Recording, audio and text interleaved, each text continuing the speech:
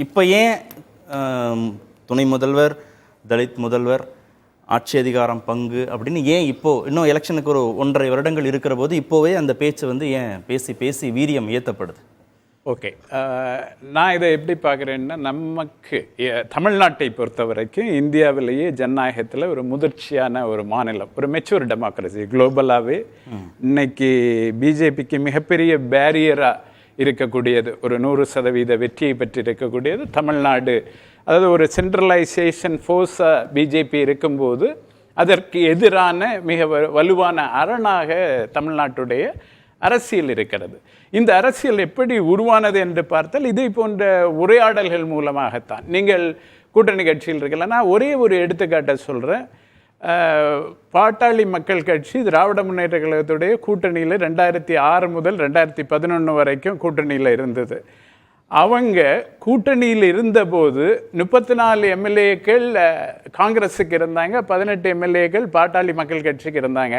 அவங்க தான் ஒரு நிழல் அரசாங்கம் போல ஒரு வலிமையான ஒரு எதிர்குரலாக எதிர்க்கிற, நாங்கள் கூட்டணியில் இருந்தாலும் நாங்கள் அந்த கடுமையான விமர்சனங்களை, நிழல் பட்ஜெட்டை, இந்த மாதிரி ஒரு ரோலை அவங்க ப்ளே பண்ணாங்க. 2006 முதல் திராவிட முன்னேற்ற கழகம் ஒரு ஒரு ஒரு ரூல் ஆஃப் த காமனர் அப்படிங்கிறத தமிழ்நாட்டில் உருவாக்கின ஒரு பெரும் பாரம்பரியம் உள்ள கட்சி.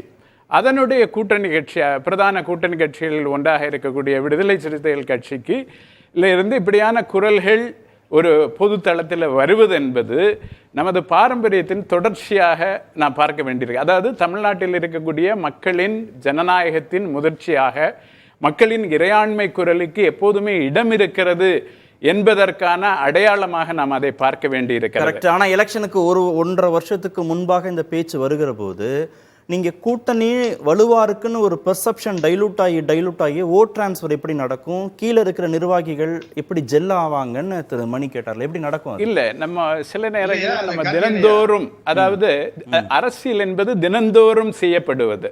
அப்போ தினந்தோறும் செய்யப்படக்கூடிய அரசியல், அதே மாதிரி நாம் தினந்தோறும் செய்தி செய்கிற மாதிரி தினந்தோறும் அரசியல் செய்யப்படுது.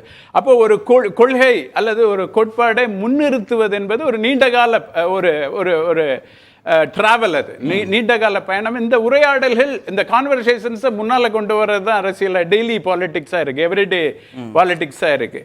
ஸோ இதை நீங்கள் இது கூட்டணியோடு தொடர்பு படுத்தி, இது கூட்டணியை பலவீனப்படுத்தி விடும் அல்லது கூட்டணியை சிதறடித்து விடும் என்றெல்லாம் சொல்வது என்பது நாம் அதன் மீது ஏற்றி சொல்கிறோம் என்பதாகத்தான் இருக்கிறதே தவிர, அல்லது ஊடகங்கள் ஏற்றி சொல்கிறது என்பதுதானே தவிர. ஆனா நீங்க சொல்றதுதான் சொல்றேன் தனியரசு அண்ணன், இந்த இத நண்பர் தான் தனியரசு அண்ணன், நீங்க அவர் சொன்னதுதான்.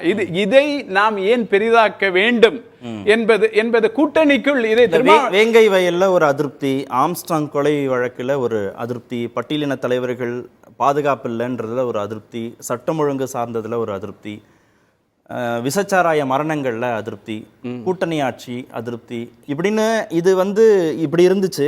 அப்புறம் இப்படி பெருசாகிட்டே தானே இருக்கு. இது எப்படி நீங்க வெறும் பெர்செப்ஷனை ஒண்ணுமே பண்ணிடாதுன்னு எப்படி சொல்லுங்க? இந்த பெர்செப்ஷனை தினமும் நம்முடைய, அதாவது பெர்செப்ஷன் மேனேஜ்மெண்ட்டை நம்ம புதிய தலைமுறை மட்டும் பண்ணல, தமிழ்நாட்டு முதலமைச்சர் தினம் பண்ணிட்டு இருக்காரு. ஆம்ஸ்ட்ராங்குடைய கொலை வழக்கை பார்த்தீங்கன்னா அவருடைய துணைவியாரை சந்தித்து நேரடியாக அதில் நடவடிக்கை எடுப்பதை உறுதி செய்து, இன்றைக்கு ஆம்ஸ்ட்ராங் கொலை வழக்கில் இதுவரைக்கும் எடுக்கப்பட்டிருக்கிற நடவடிக்கைகளை நீங்கள் பட்டியலிட்டு பார்த்தால் அதில் எவ்வளவு வேகமாக, துரிதமாக அன்றைக்கு இரவே, அந்த படுகொலை நடந்த இரவே எப்படி அவர்கள் நடவடிக்கை எடுத்தார்கள் என்பது நமக்கு தெரியும்.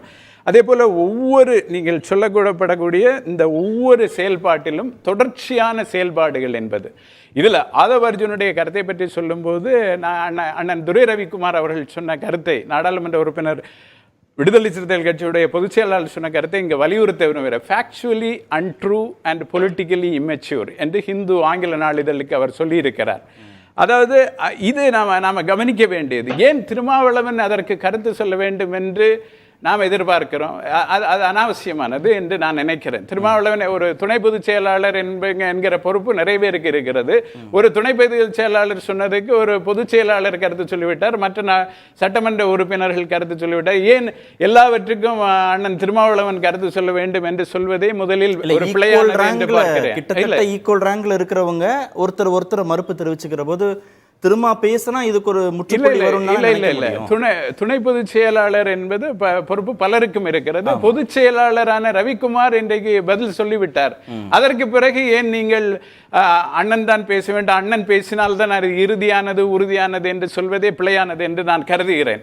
வன்னியரசு பேசுவதும் கட்சி பேசுவதும் ஒன்று. அவர் தான் கட்சியுடைய செய்தி தொடர்பு அதிகாரப்பூர்வ செய்தி தொடர்பாளர். நீங்க ஏன் ஆதவ அர்ஜுனா பேசினதுக்கு திரும்ப பதில் சொன்னாதான் அது முற்று முழுதான முடிவு என்று நாம் வரையறுக்க முடியாது. கட்சி கட்டுப்பாட்டுல இல்ல திருமாவளவன் கட்டுப்பாட்டுல திரு ஆதவ அர்ஜுன் இல்லையா? ஒரு வாரமா பேசிக்கிட்டே இருக்கிறாரே அப்படின்னு சந்தேகம் வரும்ல. இல்ல நான் இல்ல இன்னொரு முக்கியமான புள்ளியை தொட விரும்புகிறேன். அண்ணன் தனியரசு அவர்கள் ஒரு முக்கியமான கருத்தை சொன்னார். அதாவது யார் ஒரு அரசியலில் யார் எதை பேச வேண்டும் என்கிற ஒரு இடம் இருக்கிறது.